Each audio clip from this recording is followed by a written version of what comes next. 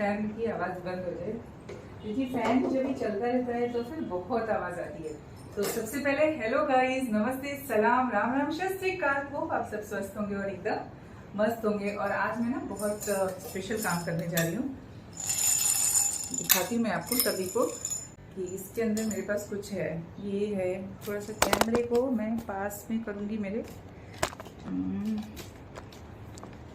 ज़्यादा ऊंचा हो गया, कुछ ज़्यादा नीचे हो गया, कुछ तो हो रहा है कैमरे की। एक बात बताऊँ, ज़िंदगी में जब कुछ काम बहुत आसान लगते हैं ना, वो बहुत आसान नहीं होते हैं, वो कहीं ना कहीं हमारे लिए मुश्किल हो ही जाते हैं।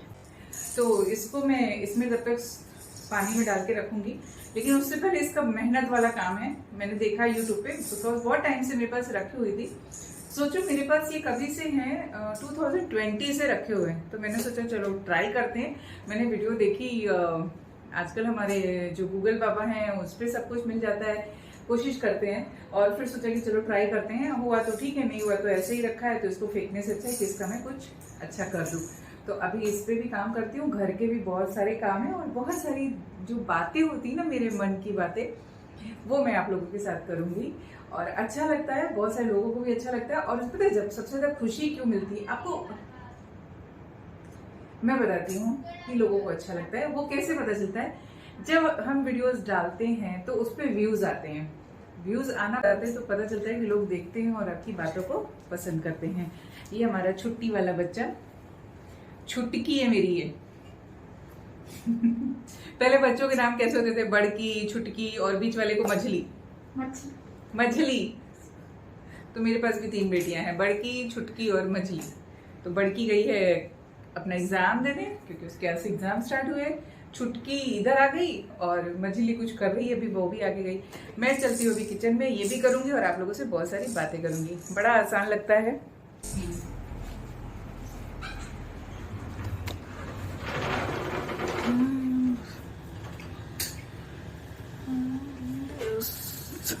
कुछ भी बुढ़िया मासी से 4-5 दिन से मेरी बात नहीं हुई, तो मैं बुढ़िया मासी से कैसे बताऊंगी। सबसे पहले ना मैं इधर उसको नीचे रखूंगी। मम्मा ये आपको खाना है, दीदी को खाना है। बच्चों को बोलती हूँ बिना आवाज के बर्तन लगाना।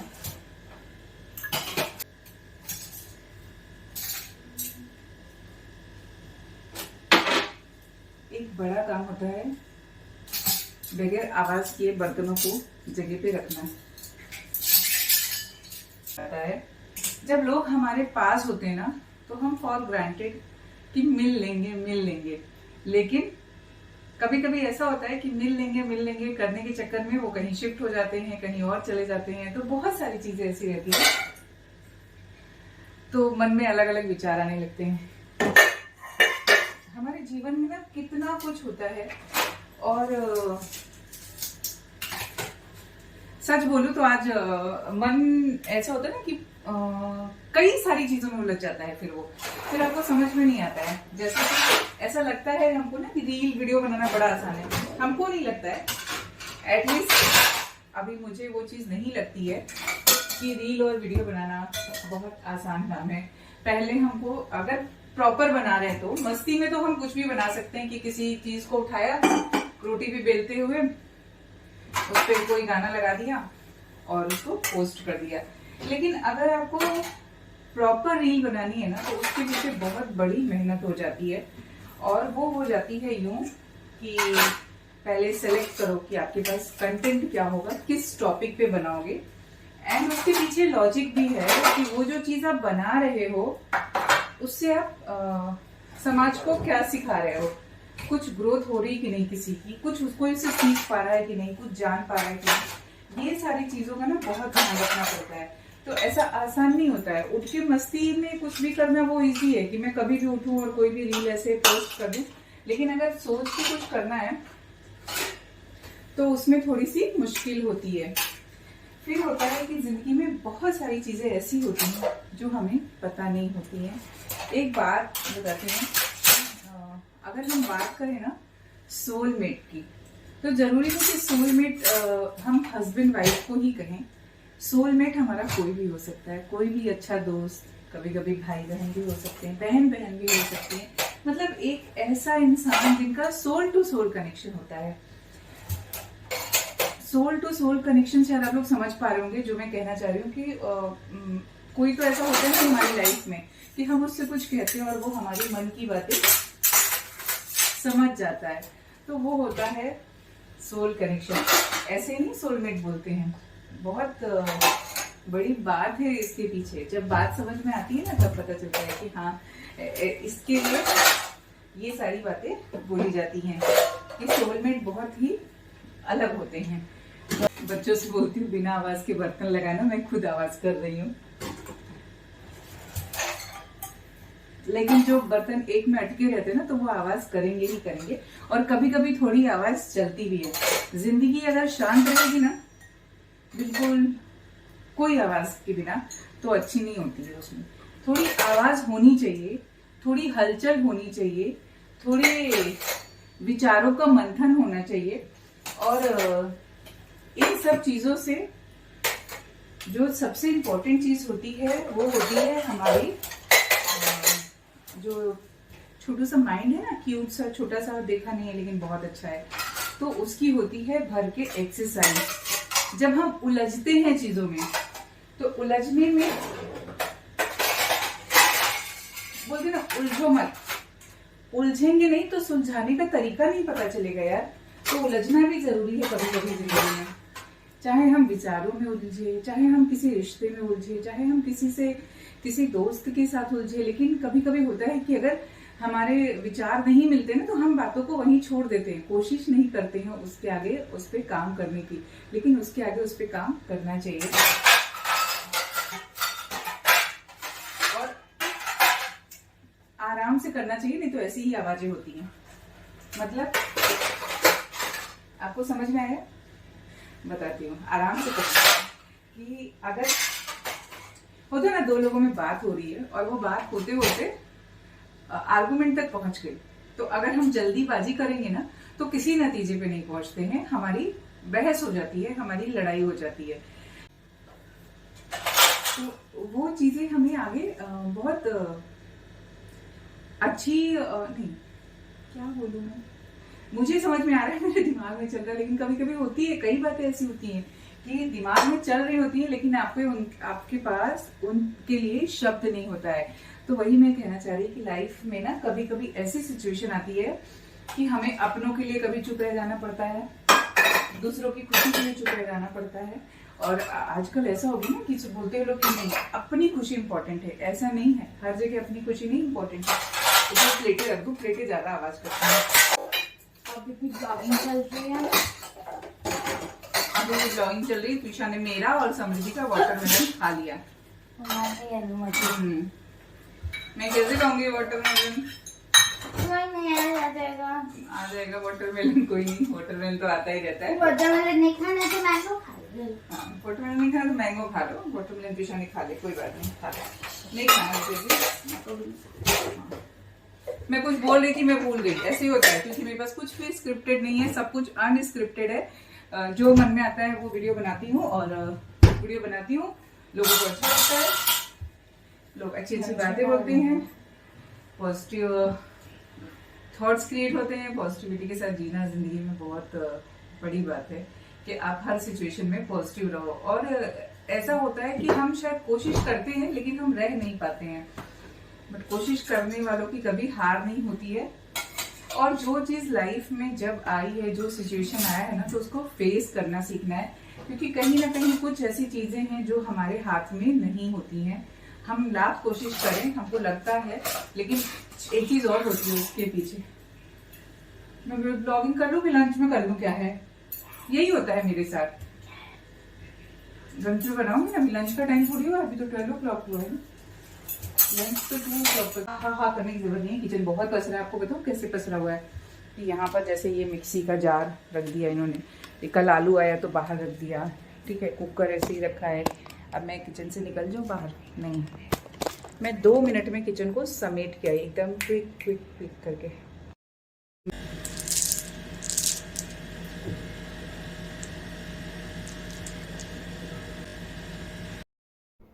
सो फ्रेंड्स, यहाँ पर आ गई हूँ मैं थोड़े से काम करने, और ये बहुत ही खास काम है। ये मेरे पास ना कमल के सीड्स रखे हुए थे, लोटस सीड्स हैं, ये बहुत टाइम से रखे थे। तो मैंने सोचा कि चलो लोटस के प्लांट्स उगा लेते हैं, लेकिन इनको लगाने से पहले मेहनत का काम है। वैसे भी बिना मेहनत के कोई काम होता नहीं है, और कुछ काम ऐसे होते हैं जिनमें अगर असली सफलता चाहिए तो थोड़ी मेहनत तो करनी पड़ती है। ये जो सीड हैं ये मैंने भागवत कथा के टाइम पे लिए थे, और काफ़ी सीड थे, तो कुछ पूजा में रखे हुए, कुछ अलग रखे थे, तो उनमें कुछ सीड्स मैंने ले लिए हैं और अब इनको मैं लगाने वाली हूँ लोटस प्लांट्स, मतलब प्लांट्स उगाने वाली हूँ। ये इस पे ना हार्ड शेल रहता है जिसको घिस घिस के निकालना होता है, तो इसके लिए मैंने यहाँ पर सैंड पेपर लिया है, और ये हार्ड वाला सैंड पेपर है। मेहनत बहुत है, लेकिन मेहनत तो करना ही चाहिए। जैसे कोशिश करने वालों की कभी हार नहीं होती है। तो घिसे जा रही हूँ, घिसे जा रही हूँ, उंगली दुख रही है लेकिन घिसना है। और इसके साथ ही साथ ना मैं आपको बहुत सारी चीज़ें बताने वाली हूँ, बहुत खास।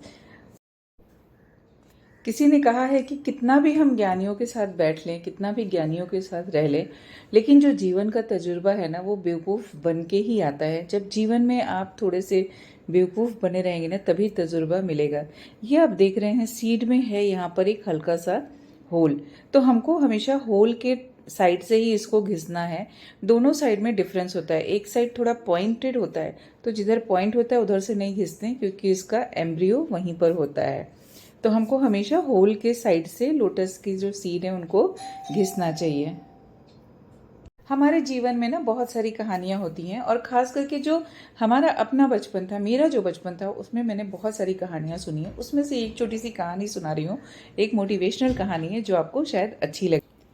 तो चलिए, एक बार की बात है कि एक छोटे से क्या, एक बच्चे का जन्म होने वाला था। उसको स्वर्गलोक से मृत्यु लोक पे आना था, धरती लोक पे आना था। तो बच्चा चला गया प्रभु के पास, और उसने बोला कि प्रभु मुझे धरती लोक पर मत भेजिए, मुझे नीचे नहीं भेजिए। वहाँ पर मृत्यु लोक में बहुत सारी कठिनाइयाँ और बहुत सारे तकलीफ आते हैं, मुझे वहाँ पर नहीं जाना है। प्रभु ने बोला ये तो विधि का विधान है, तुम्हारा जन्म निश्चित हुआ है, तुमको जाना ही पड़ेगा, तुम्हारे मृत्यु लोक में जाने का समय आ गया है। लेकिन जो बच्चा था वो रोने लगा, बोला कि नहीं, मुझे नहीं जाना है, मुझे यहीं पर रहना है, यहाँ से वहाँ नहीं जाना है। तो भगवान ने उसको आश्वस्त किया और बोला कि तुम चिंता मत करो, मैं तुम्हारे साथ हर पल रहूँगा, हर समय हर क्षण रहूँगा, मैं तुम्हारे साथ ही चलूँगा। तो बच्चे ने बोला नहीं नहीं, आप बहुत चालाक हो, आप क्या करते हो, मुझे वहाँ छोड़ के वापस आ जाते हो, तो मुझे तो वहाँ जाना ही नहीं है। प्रभु ने बहुत जिद किया कि समय को हम नहीं बदल सकते हैं, तुम्हारा समय आ गया है और तुम्हें यहाँ से जाना ही है। तो बच्चे ने बोला कि कुछ आप ऐसा ठोस सबूत दो जिससे कि मुझे पता चले कि आप हर पल मेरे साथ हो। प्रभु ने बोला ठीक है, कि जब भी तुम्हें कोई ज़रूरत पड़े, कोई संकट आए, ऐसा लगे कि मैं तुम्हारे साथ नहीं हूँ, तो तुम अपनी आँख बंद करके देखना, वहाँ पर तुम्हें दो जोड़ी पैरों के निशान दिखेंगे, एक तुम्हारे पैर के निशान और एक मेरे पैर के निशान। बच्चा बहुत खुश हो गया, आश्वस्त हो गया, और फिर समय बदला। समय के साथ साथ बच्चे ने जन्म लिया मृत्यु लोक में, और फिर वो धीरे धीरे बड़ा होने लगा। लेकिन उसको ये बात याद रही कि प्रभु ने उसके साथ वादा किया है कि हमेशा वो उसके साथ रहेंगे। तो जब भी वो प्रभु को याद करता, आंखें बंद करके देखता, तो उसको हमेशा ही दो जोड़ी पैरों के निशान दिखते। वो खुश हो जाता कि प्रभु उसके साथ हैं हर पल हर। समय बीतता गया, धीरे धीरे बच्चा बड़ा होने लगा, और बड़ा होने लगा तो ज़िंदगी में जो उतार चढ़ाव थे वो आने लगे। एक बार वो गिर गया, उसका ज़ोर से एक्सीडेंट हो गया। वो रोने लगा, उसने आँख बंद करके देखा तो उसको सिर्फ एक ही पैर के निशान दिखे। वो उदास हो गया, लेकिन अभी कर क्या सकता था, अभी तो भगवान से बात भी नहीं हो सकती। उसको लगा कि भगवान अभी उसका साथ छोड़ गए, और अब कर भी क्या सकता था, भगवान से बात तो हो नहीं सकती थी। ज़िंदगी आगे बढ़ती रही, तो ज़िंदगी में जब भी खुशी के पल आते, वो भगवान का शुक्रिया अदा करने के लिए आंख बंद करता, तो उसको दो जोड़ी पैरों के निशान दिखाई देते थे। खुश हो जाता था, वो बहुत खुश हो जाता था। लेकिन जब भी उसकी ज़िंदगी में कुछ दुख के पल आते थे और वो आंख बंद करता था, तो उसको सिर्फ एक ही पैर के निशान दिखते थे। तब वो बहुत ही उदास हो जाता था, लेकिन अभी कर भी क्या सकते थे। ऐसे धीरे धीरे समय बीतता गया, ज़िंदगी आगे बढ़ती रही, और अब उसकी मृत्यु का समय आ गया। उसने आखिरी समय में सोचा कि चलो अभी देखते हैं कि भगवान मेरे साथ हैं कि नहीं हैं। तो उसने फिर से आंख बंद किया, और उसने देखा कि अभी भी एक ही जोड़ी पैर के निशान दिख रहे। जब उसकी मृत्यु हो गई तो वापस वो स्वर्गलोक में पहुंच गया और सबसे पहले वो भगवान के पास गया और उनसे बोला कि आपने तो मेरा साथ छोड़ दिया। जब मैं दुख की घड़ी में होता था तो आप मेरा साथ नहीं देते थे। आप जब भी मेरे खुशी के पल होते थे तभी मेरे साथ रहे। ऐसा मैंने क्या किया था कि आप दुख के क्षण में मेरा साथ नहीं देते थे?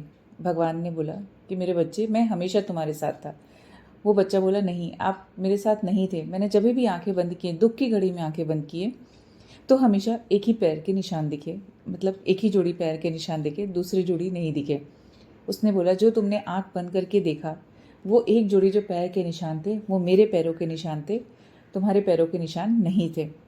तो बच्चे ने बोला कि नहीं, मैं ये कैसे मान लूँ कि वो आपके पैरों के निशान थे।